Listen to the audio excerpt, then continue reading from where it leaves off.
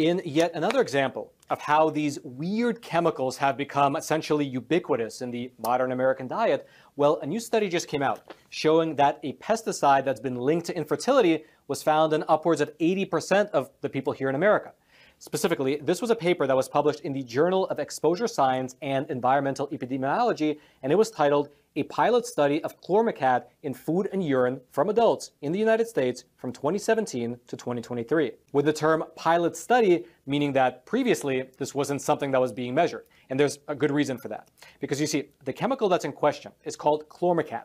It's a pesticide that very few people here in the US have heard about previously because prior to the year 2018, it was actually not allowed to be used in food. Here's how this is described in the context of this actual study. Quote, chlormecat chloride is an agricultural chemical first registered in the US in 1962 as a plant growth regulator, although currently only allowed for use on ornamental plants in the US. A 2018 decision by the EPA permitted the import of foods, primarily grains, treated with chlormecat. In the European Union, the United Kingdom, and Canada, chlormecat chloride is approved for use on food crops, primarily wheat, oats, and barley. Chlormecat acts to decrease stem height, thereby reducing the likelihood of crops bending over, which can make harvesting difficult. Meaning, in plain English, that starting in the year 2018, because of this regulatory change on the part of the EPA, more and more products sold here in the US were grown using chlormecat. Now, initially in 2018, the EPA set their official tolerance level for chlormecat at 10 parts per million. However, just 2 years later in 2022, the EPA revised their standards and they increased the maximum amount of chlormecat by 4 times, meaning the food can possess upwards of 4 parts per million starting in the year 2020. This change in standard, it allowed for more companies to ship their grains here to America, which is of course all well and good, except for the fact that chlormecat has been shown to be linked to serious infertility and reproductive problems in animals. Quote, despite being approved for use on crops in Europe and parts of North America, chlormecat exhibits concerning toxicological properties. In the early 1980s, the impacts of chlormecat exposure on reproductive toxicity and fertility were first described by Danish pig farmers who observed reproductive declines in pigs raised on chlormecat-treated grains.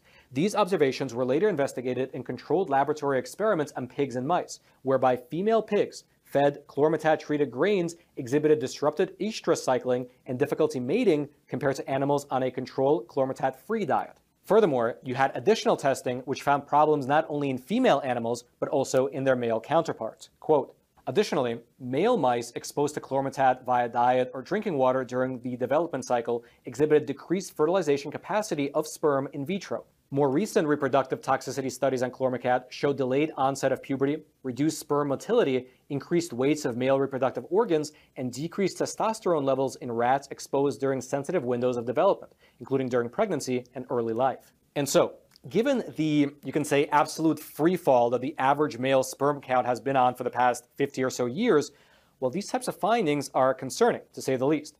That a new pesticide is being introduced to the American diet, which has been shown, at least in animals, to cause all sorts of fertility issues. Furthermore, despite the fact that the EPA claims that keeping chlormecat at 40 parts per million is safe, it's really worth noting that there are studies which suggest that these standards are inadequate for maintaining safety in humans. Quote, toxicological studies suggest that exposure to chlormecat can reduce fertility and harm the developing fetus at doses lower than those used by regulatory agencies to set allowable daily intake levels. Meaning that it might be the case that even with doses lower than 40 parts per million, fertility problems might still arise.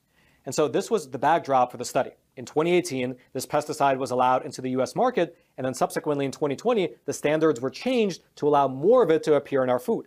And so, seeing this, the researchers over at the Environmental Working Group, they tested people during a time period ranging from 2017 all the way up to 2023. And so essentially, the study was measuring people right before chlormecat was allowed into America, and then subsequently for the next 5 years afterwards.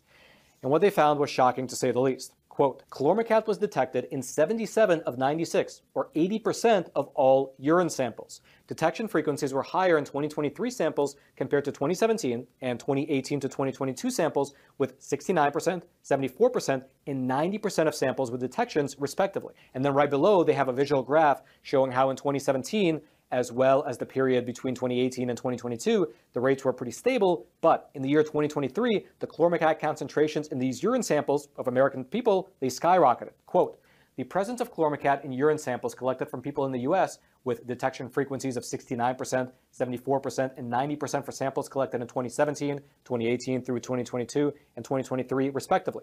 Chlormecat was detected at low concentrations in samples from 2017 through 2022, with a significant increase in concentrations for samples from 2023. And we can only guess what it looks like now in 2024. And so all this means that even outside of the number of Americans who are testing positive for chlormecat, the actual concentration of this stuff in people's urine, it rose dramatically. The study suggests that the reason for this higher concentration is, quote, may reflect the likely recent introduction of chlormecat into the U.S. food supply due to EPA regulatory action changes involving chlormecat. Such changes include establishing limits on chlormecat in food in 2018 and raising those limits for oats in 2020. These actions permitted import and sale of agricultural products that had been treated with chlormecat, for example, from Canada. And what perhaps makes this data even more wild is the fact that, according to these researchers, chlormecat should actually leave the body 24 hours after ingestion.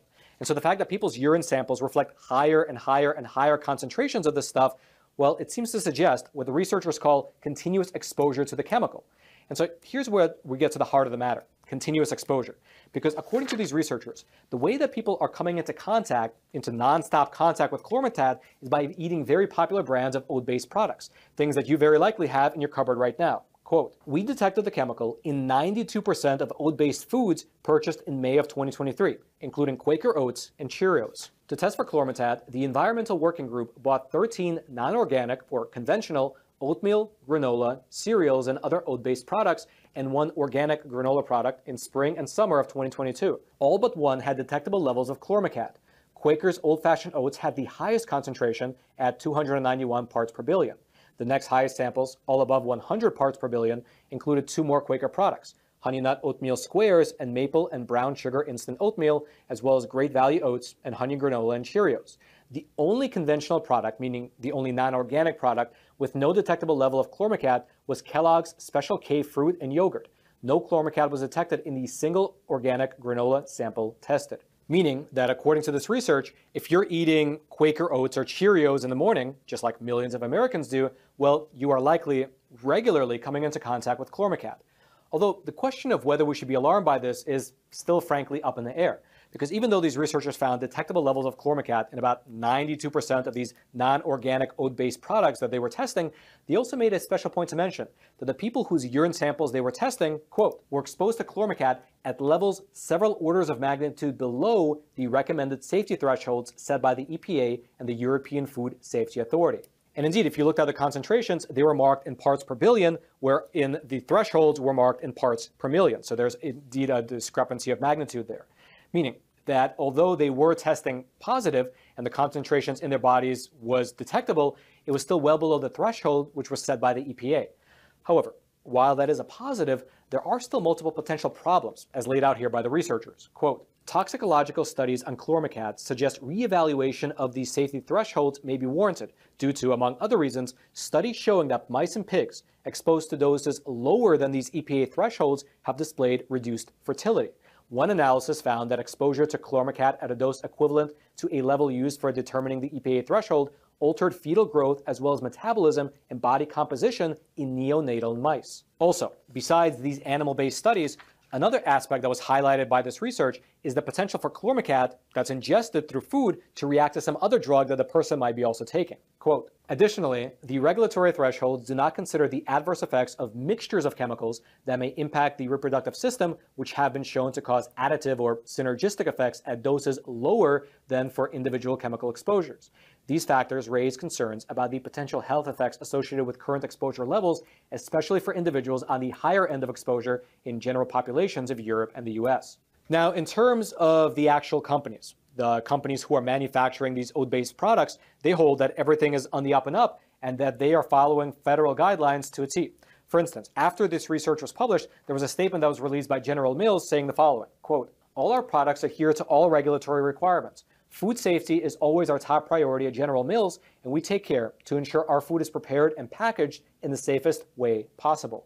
And that is likely true. But I guess the underlying question here is whether these regulatory requirements are sufficient. At the moment, despite these animal studies, the EPA believes that they are. And as a consequence, over 80% of Americans now have detectable levels of this pesticide in their system.